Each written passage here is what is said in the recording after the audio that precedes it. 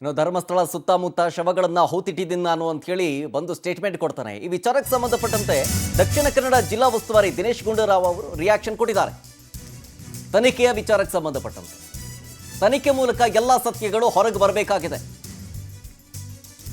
ತನಿಖೆಯಿಂದ ಏನೇನು ಸತ್ಯಗಳಿದೆ ಅದೆಲ್ಲವೂ ಕೂಡ ಹೊರಗೆ ಬರಬೇಕು.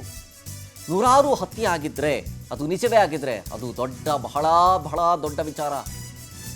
ಇದರ ಹಿಂದೆ ಯಾರೇ ಇದ್ರೂ ತನಿಖೆ ಮೂಲಕ ಹೊರಗೆ ಬಂದೇ ಬರುತ್ತೆ. ಯಾರೋ ಒಬ್ಬರ ತೇಜೋವಧೆ ಆಗಿರ್ಬೋದು, ಯಾರಿಗೋ ಒಂದು ಕೆಟ್ಟ ಹೆಸರು ತರೋದು ಮಾಡಬಾರ್ದು. ಎಲ್ಲವೂ ಕೂಡ ತನಿಖೆ ಮೂಲಕ ಗೊತ್ತಾಗುತ್ತೆ. ಯಾರೇ ಇದರ ಹಿಂದೆ ಇದ್ಲಿ ಸರ್ಕಾರ ಕ್ರಮ ತೆಗೆದುಕೊಳ್ಳುತ್ತೆ. ದಕ್ಷಿಣ ಕನ್ನಡ ಜಿಲ್ಲಾ ಉಸ್ತುವಾರಿಯಾದಂತಹ ದಿನೇಶ್ ಗುಂಡೂರಾವ್ ಅವರು ಸ್ಟೇಟ್ಮೆಂಟ್ ಕೊಟ್ಟರು ಇದ್ರ ಬಗ್ಗೆ.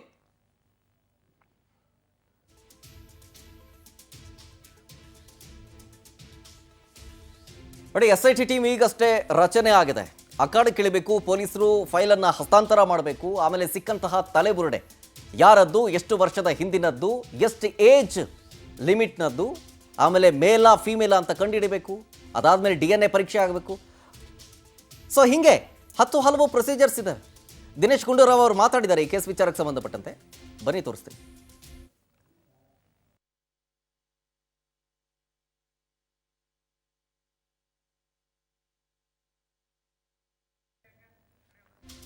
ನಾನು ಹೇಳ್ತಾ ಇದ್ದೆ, ತನಿಖೆಗೆ ಇಳಿದ ನಂತರ SIT ಟೀಮ್ ಮೊದಲಿಗೆ ಸವಾಲಿನ ಕೆಲಸ ಅಂತಂತಂದ್ರೆ ಸಿಕ್ಕಂತಹ ತಲೆಬುರುಡೆ ಯಾರದ್ದು,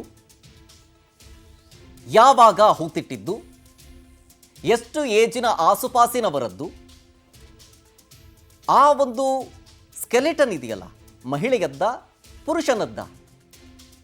ತದನಂತರ ಮಿಸ್ಸಿಂಗ್ ಕಂಪ್ಲೇಂಟ್, ಈಗ ಯಾವಾಗ ಹೂತಿಟ್ಟಿದ್ರೋ ಆ ಇಯರ್ನಲ್ಲಿ ಮಿಸ್ಸಿಂಗ್ ಕೇಸ್ಗಳನ್ನು ಹುಡುಕ್ತಾರೆ, ದಾಖಲಾಗಿರೋ ಪ್ರಕರಣವನ್ನು.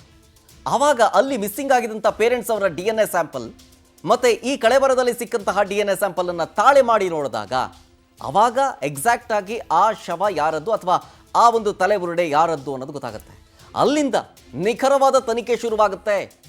ಇಂಥ ವ್ಯಕ್ತಿ ಅಥವಾ ಇಂಥ ಒಬ್ಬರು ಹೆಣ್ಣುಮಗಳು ಅಥವಾ ಇಂಥ ಒಬ್ಬ ಯುವಕ ಅಥವಾ ಇಂಥ ಒಬ್ಬ ಪುರುಷ ಸಾವಾಗಿದ್ದು ಅಥವಾ ಈ ವರ್ಷದಲ್ಲಿ ಸಾವಾಗಿದ್ದು ಅಂದಾಗ ಆ ವರ್ಷದಿಂದ ಏನೇನಾಯಿತು, ಅವರ ಫ್ರೆಂಡ್ಸ್, ಫ್ಯಾಮಿಲಿ ಎಲ್ಲರ ಬಗ್ಗೆಯೂ ಕೂಡ ಸ್ಟೇಟ್ಮೆಂಟ್ ತಗೊಳ್ತಾರೆ.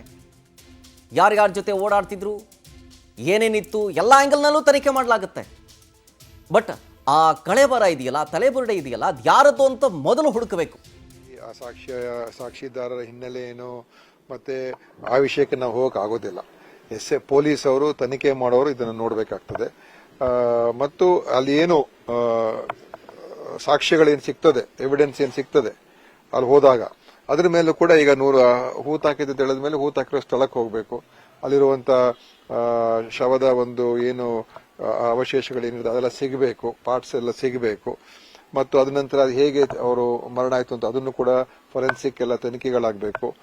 ಸಾಕಷ್ಟು ಇರ್ತದೆ. ಮತ್ತು ಬೇರೆ ಬೇರೆ ಇನ್ಯಾರಾದ್ರೂ ಮುಂದೆ ಬಂದು ಅವ್ರ ಹತ್ರ ಇರುವಂತಹ ಮಾಹಿತಿಗಳನ್ನು ಕೂಡ SITಗೆ ಹಂಚ್ಕೋಬಹುದು. ಇದೆಲ್ಲ ನೋಡ್ಬೇಕಾಗ್ತದೆ. ಅದರಿಂದ ಏನಾಗಿದೆ ನಮ್ಗೆ ಗೊತ್ತಿಲ್ಲ. ಸೊ ತಿಳ್ಕೊಳ್ಬೇಕು. ಯಾಕಂದ್ರೆ ನಾವು ಸುಮ್ಮನೆ ಯಾರೋ ಒಬ್ಬರ ಮೇಲೆ ಇದನ್ನು ಆರೋಪ ಮಾಡುವಂತದ್ದಾಗ್ಲಿ ಅಥವಾ ಒಬ್ಬರ ಮೇಲೆ ನಾವು ಈ ತರ ಮಾಡಿದ್ದನ್ನು ಹೇಳೋದಕ್ಕೂ ಕೂಡ ಸಾಧ್ಯ ಇಲ್ಲ. SIT ಮೇಲೆ ನಮಗೆ ವಿಶ್ವಾಸ 100ಕ್ಕೆ 100 ಇದೆ. ಖಂಡಿತವಾಗಿಯೂ ನಿಜಾಂಶನ ಹೊರಗೆ ತರ್ತಾರೆ ಅಂತ ನನಗೆ ವಿಶ್ವಾಸ ಇದೆ. ಸಮಗ್ರ ತನಿಖೆ ಇದೊಂದಾಗುತ್ತೆ ಇಲ್ಲ, ಸಮಗ್ರ ತನಿಖೆ ತಾನೆ SIT ತನಿಖೆ ಅಂತ ಹೇಳಿದಾಗ ಇವ್ರು ಹೇಳ್ತಾ ಇರುವಂತದ್ದು ಒಂದು ಶವದ ಬಗ್ಗೆ ಅಥವಾ ಸೌಜನ್ಯ ಪ್ರಕರಣದ ಬಗ್ಗೆ ಅಲ್ಲ. ಅವ್ರು ಹೇಳ್ತಾ ಇರೋದು ನೂರಾರು ಆ ತರ ಆಗಿದೆ ಅಂತ. ಅದರಿಂದ ಇದು ಅವ್ರ ಹೇಳಿಕೆ ಕೊಟ್ಟ ಮೇಲೆ ಅವರು ಜುಡಿಷಿಯಲ್ ಮ್ಯಾಜಿಸ್ಟ್ರೇಟ್ ಮುಂದೆ ಕೂಡ ಒಂದು ಹೇಳಿಕೆ ಕೊಟ್ಟಿದ್ದಾರೆ. ನಾವು ನಮ್ಮ ಪೊಲೀಸ್ ಸ್ಟೇಷನ್ಗೆ ಬಂದು ನಿಮ್ಮ ಒಂದು ಹೇಳಿಕೆಯನ್ನು ಕೊಟ್ಟು ತನಿಖೆ ಪ್ರಾರಂಭ ಮಾಡೋದಕ್ಕೆ ದಕ್ಷಿಣ ಕನ್ನಡ ಪೊಲೀಸ್ ತಯಾರಾಗಿತ್ತು. ಆದರೆ ಅವರು ಪೊಲೀಸ್ ಠಾಣೆಗೆ ಬಂದು ಅಲ್ಲಿ ಸ್ಟೇಟ್ಮೆಂಟ್ ಕೊಡೋದಕ್ಕೆ ನಿರಾಕರಣೆ ಮಾಡಿದ್ರು. ಅವ್ರು ಮಾಡಲಿಲ್ಲ. ಅವರು ನಮ್ಗೆ SITನೇ ಆಗಬೇಕು ಅಂತ ಒತ್ತಡವನ್ನು ಹಾಕಿದ್ರು. ಈಗ ಅದಕ್ಕೋಸ್ಕರ ಪೊಲೀಸರು ಇಲ್ಲಿವರೆಗೂ ತನಿಖೆ ಮಾಡಕ್ ಆಗಿಲ್ಲ. ಯಾಕೆಂತ ಹೇಳಿದ್ರೆ ಅಲ್ಲಿ ಠಾಣೆಗೆ ಬಂದು ಒಂದು ಹೇಳಿಕೆ ಕೊಟ್ಟು ಮುಂದೆ ತನಿಖೆಯನ್ನ ಮುಂದಕ್ಕೆ ತಗೊಂಡು ಹೋಗ್ಬೋದಾಗಿತ್ತು. ಆದ್ರೆ ಅವರು SITನೇ ಬೇಕು ಅಂತ ಹೇಳಿರೋದ್ರಿಂದ ಈಗ SIT ಆಗಿದೆ. ಅದರ ಪ್ರಕಾರ ನಡೀಲಿ. ಒಳ್ಳೆಯ ಒಬ್ಬ ಅಧಿಕಾರಿ ಮೊಹಂತಿ ಅವರನ್ನ ಅದರ ನಾಯಕತ್ವ ಕೊಟ್ಟಿದ್ದೀವಿ. ಖಂಡಿತವಾಗಿಯೂ ನನಗನ್ಸುತ್ತೆ ಇದರಿಂದ ಏನು ನಿಜಾಂಶ ನಮ್ಗೆ ಹೊರಗೆ ಬರಬೇಕು. ಈಗ ಒಬ್ರು ಸತ್ತಿದ್ದರೋ, ಇಬ್ರು ಸತ್ತಿದ್ದರೋ, 100 ಸತ್ತಿದ್ದರೋ, ಒಬ್ರು ಸತ್ತಿದ್ರು ಕೂಡ ಅಷ್ಟೇ ಹೀನ ಪ್ರಕರಣ. 100 ಸತ್ತಿದ್ದಂತೂ ಅದು ಒಂಥರ ವಿಚಿತ್ರವಾದಂತ ಒಂದು ಬಹುಶಃ ಇಡೀ ವಿಶ್ವ ಮಟ್ಟದಲ್ಲೇ ದೊಡ್ಡ ಒಂದು ಸುದ್ದಿ ಆಗ್ತದೆ ಅದು.